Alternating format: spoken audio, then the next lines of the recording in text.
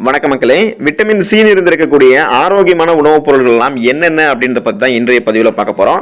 அதுக்கு முன்னாடி விட்டமின் சினா என்ன, அது எதுக்காக உதவிகரமாக இருக்கு அப்படின்னு தெரிஞ்சுக்குவோம். விட்டமின் சி நமது உடலுக்கு தேவையான முக்கியமான ஊட்டச்சத்துக்கள்ல ஒன்று. இந்த விட்டமின் எளிதில் நீரில் கரையக்கூடியது. நோய் எதிர்ப்பு சக்தி இருக்கு பாத்தீங்களா, நம்மளுடைய இம்யூன் பவர், அந்த நோய் எதிர்ப்பு சக்தியை வலுப்படுத்தக்கூடிய ஆன்டி ஆக்சிடென்ட்களாக இந்த விட்டமின் சி அப்படின்னு சொல்லக்கூடிய உயிர் சத்துக்கள் தான் செயல்படுது.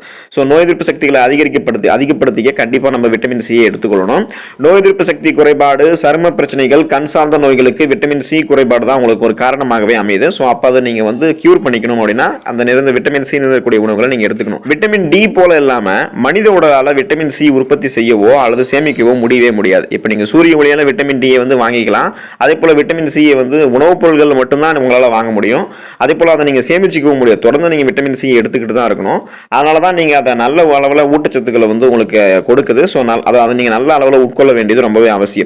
இந்த ஊட்டச்சத்து சிறிய ரத்த நாளங்கள், எலும்புகள், பற்கள் மற்றும் கோலோஜன் திசுக்களுக்கு அவசியம். உடலினுடைய இயல்பான செயல்பாட்டிற்காகவும் குறைபாட்டினுடைய அபாயத்தை தவிர்க்கிறதுக்கும் குறைந்தபட்சம் 90 மில்லிகிராம் விட்டமின் சியை நீங்க எடுத்துக்கொள்ள வேண்டும் அப்படின்றத ஊட்டச்சத்து நிபுணர்கள் பரிந்துரைக்கிறாங்க. வாங்க விட்டமின் சி இருக்கக்கூடிய உணவுகள்லாம் என்னென்ன, அதை எடுத்துக்கிறதால என்னென்ன விதமான நோய்கள்லாம் நம்ம குணப்படுத்தப்படுது அப்படின்றத பத்தி தெளிவாக பார்ப்போம். அதை பத்தி பார்க்கறதுக்கு முன்னாடி இந்த வீடியோக்கு லைக் கொடுத்துட்டு இந்த தகவலை உங்களுக்கு தெரிஞ்சவங்களுக்கும் ஷேர் பண்ணுங்க. இது அவங்களுக்கும் பயனுள்ளதாக இருக்கக்கூடிய ஒரு ஆரோக்கியமான பதிவு தான். இது போன்ற அப்டேட்ஸ்களுக்கு நீங்க இன்னும் நம்மளுடைய ஹெல்த் நியூஸ் தமிழ் சேனலை சப்ஸ்கிரைப் பண்ணாம வச்சிருக்கீங்க அப்படின்னா உடனே சப்ஸ்கிரைப் பண்ணி வச்சுக்கோங்க. பக்கத்தில் இருக்கக்கூடிய பெல் பட்டனை கிளிக் பண்ணி ஆல் அப்படின்ற ஆப்ஷனை மறக்காம செட் பண்ணி வச்சுக்கிட்டீங்க அப்படின்னா நான் போடக்கூடிய எல்லா அப்டேட்ஸும் உங்களுக்கு நோட்டிஃபிகேஷன் அடிக்கடி சேரும். சரி வாங்க மக்களே, இப்போ வீடியோக்குள்ள போயிடலாம். அன்னாச்சி பழத்தை நீங்க விட்டமின் சி சத்து கிடைக்கிறதுக்கு எடுத்துக்கலாம். அன்னாச்சி பழத்தை பொறுத்த வரைக்கும் சிலர் அதை ஜூஸாக குடிப்பாங்க, சிலர் அதை அப்படியே துண்டாக்கி பீஸ் போட்டு சாப்பிடுவாங்க. சிலர் உணவு பிரியர்களாக அப்படி என்ன பண்ணுவாங்க அப்படின்னா பீட்சாவில் கூட சேர்த்து சாப்பிடுவாங்க. இது நீங்க எப்படி சாப்பிடணும் அப்படின்ற அந்த விதத்தெல்லாம் ஒதுக்கிடுங்க. நீங்க ஏதாவது ஒரு முறைகள் அன்னாச்சி பழத்தை சாப்பிடலாம். அன்னாச்சி உணவுல சேர்த்துக் கொள்வது கட்டாயம். ஏன் அப்படின்னா விட்டமின் சி அப்படின்னு சொல்லக்கூடிய உயிர் சத்து நிறைந்த பழங்கள்ல அன்னாச்சியும் ஒன்று. இந்த அன்னாச்சியில 79 மில்லிகிராம் அளவுக்கு அதிகமாக விட்டமின் சி சத்து இருக்கு. கூடுதலாக இது ரத்தத்துல சர்க்கரையினுடைய அளவை பராமரிக்கிறதால எலும்புகளுக்கும் இது வலிமை தருது. ஸோ ரத்தத்தில் சர்க்கரையினுடைய அளவை உங்களுக்கு பராமரிக்குது, எலும்புகளையும் வலிமைப்படுத்துது. அதனால நீங்க அன்னாச்சி பழத்தை எடுத்துக்கோங்க, விட்டமின் சி சத்து உங்களுக்கு கிடைக்க ஆரம்பிக்கும். பப்பாளி பழத்தை நீங்க விட்டமின் சி சத்து கிடைக்கிறதுக்கு எடுத்துக்கலாம். மாதவிடாய் பிரச்சனை இருக்கக்கூடிய பெண்களுக்கெல்லாம் மருத்துவர்களால் பரிந்துரைக்கப்படக்கூடிய ஒரு பழம் பப்பாளி பழம் தான்.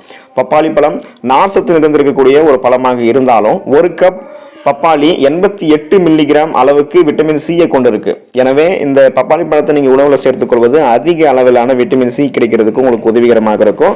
ஸோ பப்பாளி பழத்தை நீங்க எடுத்துக்கோங்க. கொய்யா பழத்தை நீங்க விட்டமின் சி சத்து கிடைக்கிறதுக்கு எடுத்துக்கலாம். கொய்யாவில் ஆரஞ்சு பழத்தை விட அதாவது ஆரஞ்சு பழத்தை நீங்க கொய்யா பழத்தோட கம்பேர் பண்ணீங்க அப்படின்னா ஆரஞ்சு பழத்தில் இருக்கிறத விட 4 மடங்கு அதிகமாக விட்டமின் சி சத்து கொய்யா பழத்தில் இருக்கு. ஒரு கொய்யா பழத்தில் 126 மில்லிகிராம் அளவுக்கு விட்டமின் சி சத்து இருக்கு. இதை நீங்க சாப்பிட்றதால உங்களுடைய உடலுக்கு தேவையான விட்டமின் சி சத்து கிடைக்கிறதால நீரிழிவு நோய் தடுப்பு, இதய ஆரோக்கியம், நோய் எதிர்ப்பு சக்தி, கண் பார்வை மேம்பாடு உள்ளிட்ட பல்வேறு பிரச்சனைகள் உங்களுக்கு ஏதாவது இருக்கு அப்படின்னா, இந்த ஆரோக்கியம் சார்ந்த பிரச்சனைகள் உங்களுக்கு ஏதாவது இருக்கு அப்படின்னா அதெல்லாத்தையும் குணப்படுத்தி உங்களை இந்த நோய்கள் குணப்படுத்துவது அது உறுதுணையாக இருக்கும். கொய்யா பழத்துல மேங்கனீஸ் நிறைந்திருக்கு. இது நாம உண்ணக்கூடிய உணவுல இருந்து மற்ற முக்கிய ஊட்டச்சத்துக்களை உறிஞ்சி நமக்கு எடுத்து தரதுக்கு உதவிகரமாக இருக்கும். ஸோ அதுக்காக நம்ம கொய்யா பழத்தை எடுத்துக்கலாம். கொய்யா ஒரு குறைந்த கலோரி கொண்ட பழம் அப்படின்றதால அனைத்து வயதினருமே இந்த கொய்யா பழத்தை எடுத்துக்கலாம். ஸோ சின்ன பசங்க சாப்பிடணும், பெரிய பசங்க சாப்பிடணும் அப்படிலாம் கிடையாது. சின்னவங்க இருந்து பெரியவங்க வரைக்கும் அனைவருமே எடுத்துக்கலாம். மேலும் நார் சத்து மற்றும் கார்போஹைட்ரேட், அப்புறம் ஃபோலிக் ஆசிட், விட்டமின் B9 உள்ளிட்ட சத்துக்களும் இதில் நிறைந்திருக்கு. ஸோ விட்டமின் சி சத்து மட்டும் கிடையாது, நமக்கு நிறைய சத்துக்கள் கொய்யா பழத்தில் இருக்கிறதால நீங்க தாராளமாக கொய்யா பழத்தை எடுத்துக்கலாம். கிவி பழத்தை நீங்க விட்டமின் சி சத்து கிடைக்கிறதுக்கு எடுத்துக்கலாம். அடர் பச்சை நிறத்துல புளிப்பு சுவையும் இனிப்பு சுவையும் கலந்த சுவை தான் பாத்தீங்கன்னா கிவி பழத்துக்கு இருக்கும். நீங்க எதிர்பார்க்க முடியாத அளவுக்கு விட்டமின் சி சத்து இந்த கிவி பழத்துல நிறைஞ்சிருக்கு. ஒரு துண்டு கிவி பழத்துல 273 மில்லிகிராம் விட்டமின் சி சத்து அடங்கியிருக்கு. கிவி பழத்துல விட்டமின் சி சத்து மட்டும் இல்லாம விட்டமின் ஏ, நார் சத்து, கால்சியம் இதெல்லாமே இருக்கு.